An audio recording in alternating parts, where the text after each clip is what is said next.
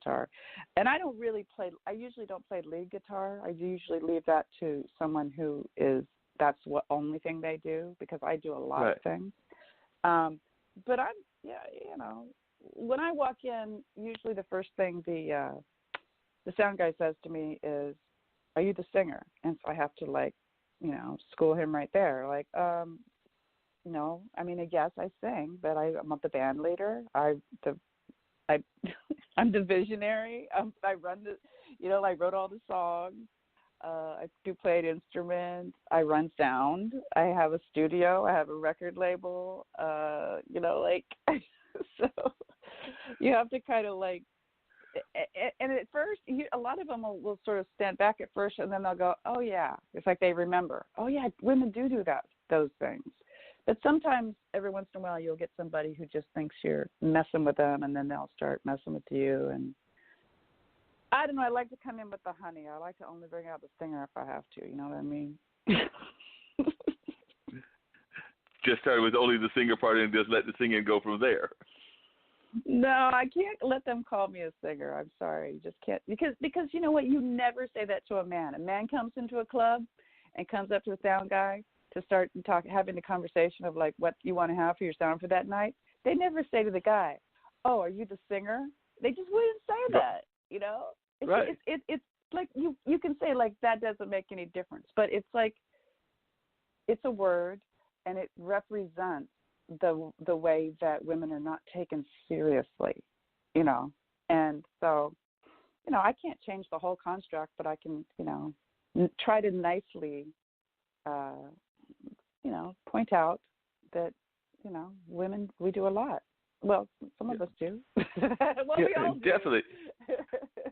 Definitely. But the other thing I was curious about is, because we've had this conversation with some of our other guests here, as well as some of them have been poets, some of them have been fellow musicians of yours, but do you sometimes find that not just the issues with being a woman in the music business, but just the music business in general? I can't speak for how it is in L.A., and you'll have to school me on how it is in L.A., but I know here we oftentimes have people that will try to hire you for little to nothing, and that becomes an issue because they want you to kind of get what they consider experience. And sometimes these are not I get it if you're straight out of college that you might want to hire somebody for experience, but I'm talking about folks that are veterans, and they're still talking about can we pay you what amounts to peanuts so that and you'll get exposure, or they'll try to talk you into making your money off of the fringe items. And I'm not downing the T-shirts and the cups and the pens and things of that nature, but they try to drive your price down so that you are going to try to make more of the money off of the side items that you'll be selling as well. So is that as much of a problem out west as it is in other parts of the country? Because I imagine LA is also the center of the music and entertainment business to some degree. So I can't see it being as bad there, but maybe it is. Oh, it's worse here. But, it's really, I travel the whole country, and there's been a giant shift. So I started touring in the 90s. So the 90s was the end of the era of a certain way of doing business in with the music labels. And, after that, everything changed, right?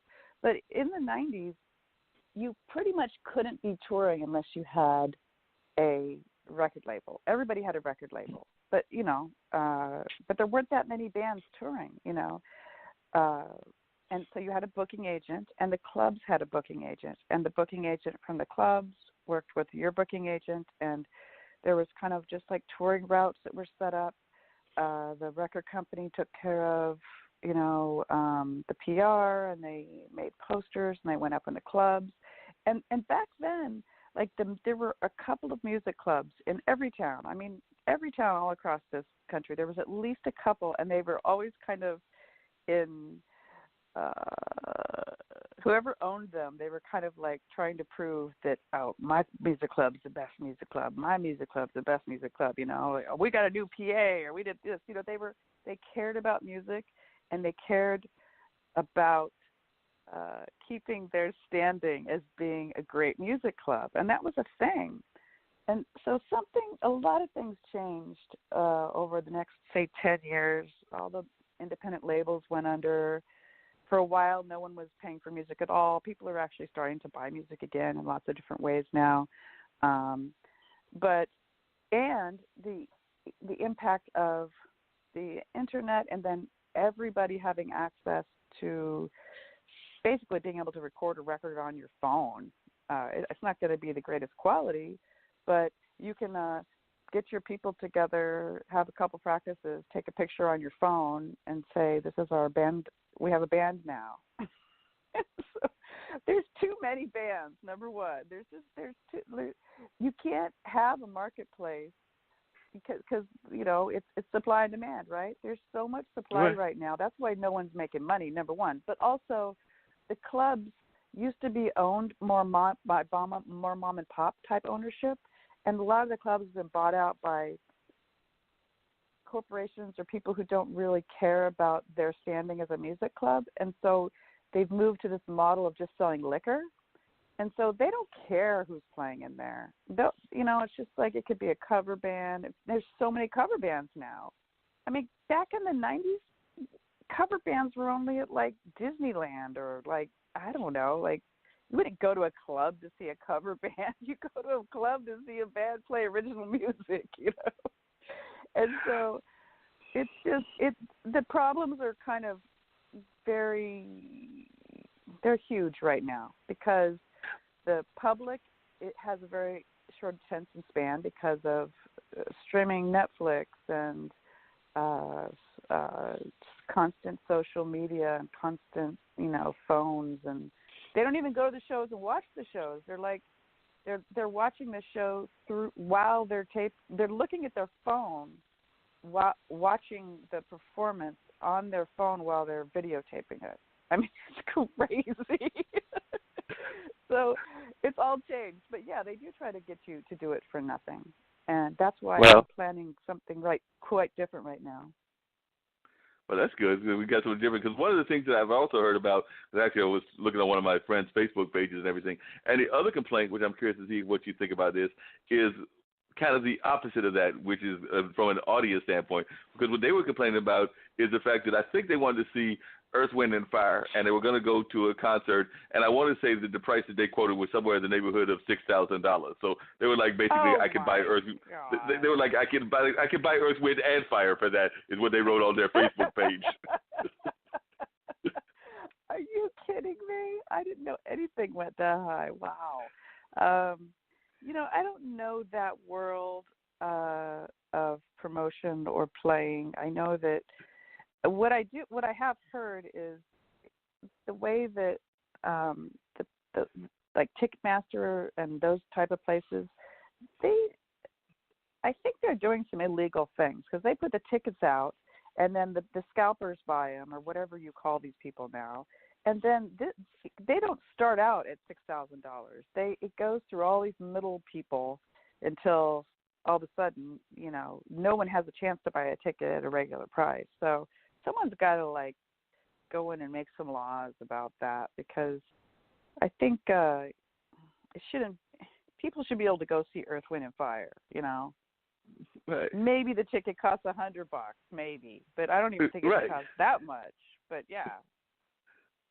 No, I agree. If we can keep tickets under $100, that would be a wonderful thing. But that's not the only one. I've heard of tickets being as high as maybe not 6,000, but definitely in the 2,000 and 3,000s for some bands who are even lesser than Earth, Wind, and Fire. So it just gets crazy and everything. Now, as an artist that now lives in the California area, the City of Angels and everything, and this is another conversation we've had, not so much on our last conversation, but on this show, how do you feel we are doing in the sense of training our youth about music and arts in general? Because that's something we've talked about here, and our consensus is that it might not be doing all that great. But you as an artist, and I imagine that you probably might have even been in the school system. I don't know if you have kids or not. That I do not remember. Mm-hmm. But how do you think we're doing in the sense of educating our kids about music in particular, but just the arts as a broad sense?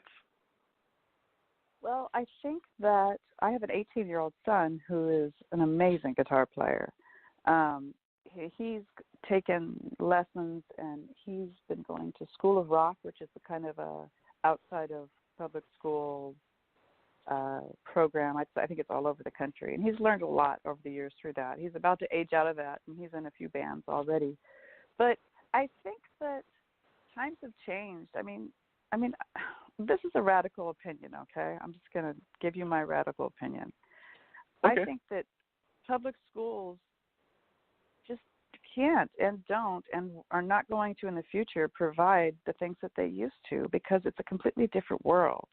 These children, they learn everything pretty much off of YouTube and Spotify. I mean, they know more about music by the time they're 12 than I knew for sure when I was 20, because I had to go to record stores and learn from people, and they can just pick it all up. So depending on what kind of arts they're into, there's so much more information available to them, and there's different ways for them to learn.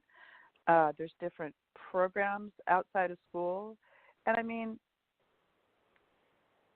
I really do think that school and college at some point in the future, maybe it'll be 100 years from now, they're not going to be anything like they are today, because school is kind of babysitting right now, you know? Yeah. There's it used to be, before the internet, the only way that you could learn things, say going to college, is you would have to go to college and sit in a room with a professor who studied this certain thing, and they have the books for you there, and this is the only place you could get this information. Well, anything you want to learn about now is available to you, like anywhere you live, basically for free. You can learn about anything. So I kind of think that the arts going into the future, I hope we have a renaissance, because for these young kids, especially what they're calling Generation Z, man, they have come up in a world where everything is available to them and at their fingertips. And so once they start soaking that up and letting it come through their soul and their experience and their humanity, I can't wait to see what happens, you know. But I don't think that what are you going to train kids in a public school environment now that's going to be at the level that they can just find on the internet? I mean, I hate to say that, but there's so much content there. You can find some great painter, and he'll be talking about his techniques on a video, and you can stop it and rewind it, and you know what I mean? It's like Yeah, you can definitely do that. Now, we talked about Prime Me earlier. I want to get back to your own music and everything. What are some of your other favorite songs? Like I said, I definitely know Prime Me, but of the new stuff that's out that you're working on now, what are some of your other favorite songs, and what about the storyline do you like about that song? Wow. So this record, in fact, what I'm working on right now is a one-woman show.